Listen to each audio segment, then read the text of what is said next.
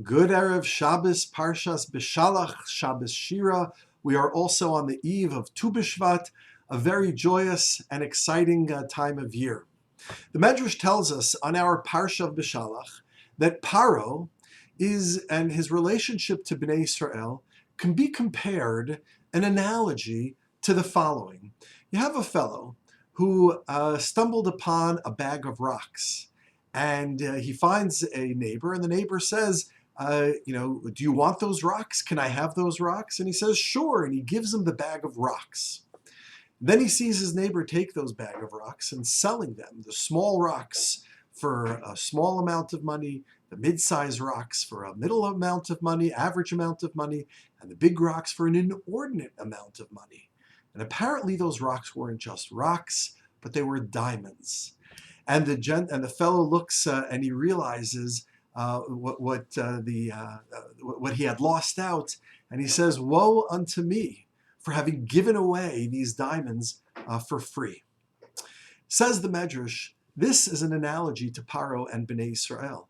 Paro had worked Bnei Israel, he had oppressed Bnei Israel, he had persecuted Bnei Israel, and now as Bnei Israel are emerging out of Egypt and they are crossing through the Yam Suf, and he sees the divine presence resting upon the Jewish people and the divine intervention that is guiding them and leading them, he realizes what a special, extraordinary group of people Bnei Israel actually was. And as such, he says, Vayehi b'shalach paro, our opening sentence, Vayehi, this language of Vayehi represents, intimates a feeling of tragedy, from the word vai, woe unto me. And this is where the Medrash picks up, where the Medrash says, Paro exclaims, woe unto me for letting these people out and for giving them away for free, as it were. The question on this Medrash, however, is that the analogy does not seem to fit, because although in our story, the fellow gave away the diamonds for free, not realizing what he had, when it comes to Paro, Paro didn't give anything away. Paro was forced to give Bnei Israel away, as it were. He was forced to let them out of Mitzrayim. So the analogy doesn't quite seem to fit.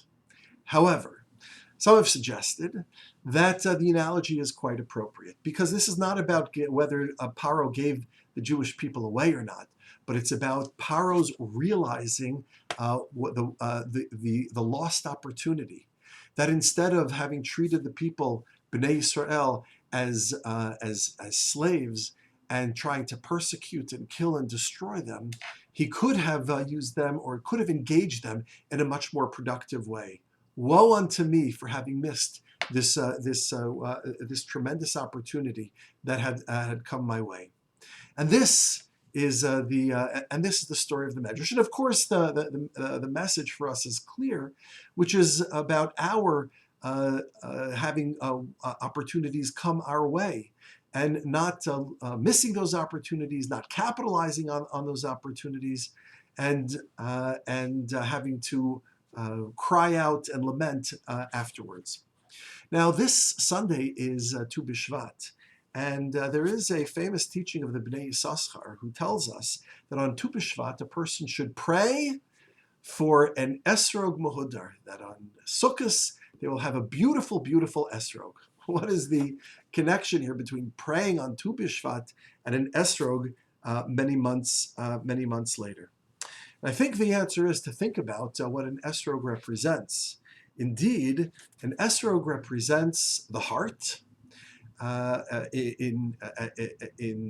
a Jew, and a person who engages their Torah and mitzvos with great passion, with great commitment, with great love. The esrog represents the heart. The esrog represents something else as well. Esrog represents a person who is a Jew who is fully engaged in the study of Torah and his commitment to Torah, as well as to ma'asim tovim, as acts of kindness, gemilos chasadim.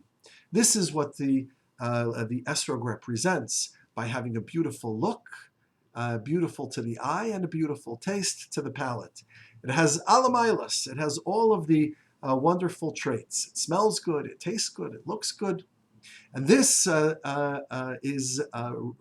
this reflects the metaphor for a Jew who also has alamailas, who has all the wonderful traits, who is committed to Talmud Torah, to the study of Torah, to the observance of mitzvos, and doing acts of kindness, gemilas chasadim, the whole package.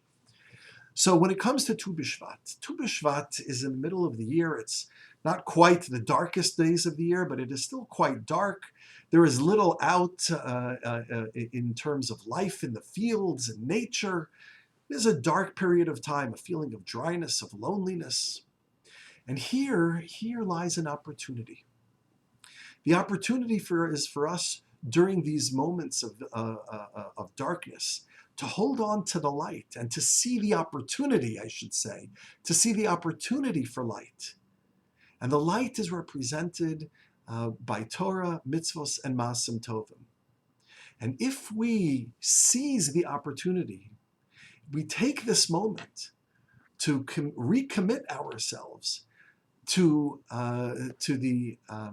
realize all the potential that these moments have to offer us, then indeed, if we reflect upon that and act upon that, then indeed, in months to come, we will merit to have an esrog mahudar, a beautiful esrog.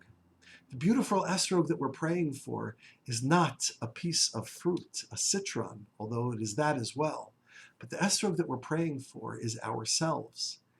Ourselves to have an experience of light, to an experience of Torah, an experience of mitzvos, experience of maasim tovim, in which we seize the opportunity and realize the potential, even in these months of darkness, when everything seems to be cold and everything seems to be dry and everything seems to be dead. But here, where on the surface it seems so bleak, we take the opportunity, we seize the opportunity, and we realize great potential.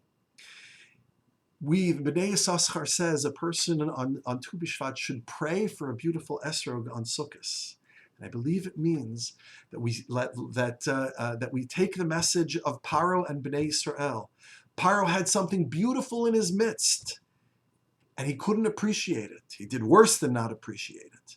And he was and he cried out, "Woe to me for wasting this opportunity."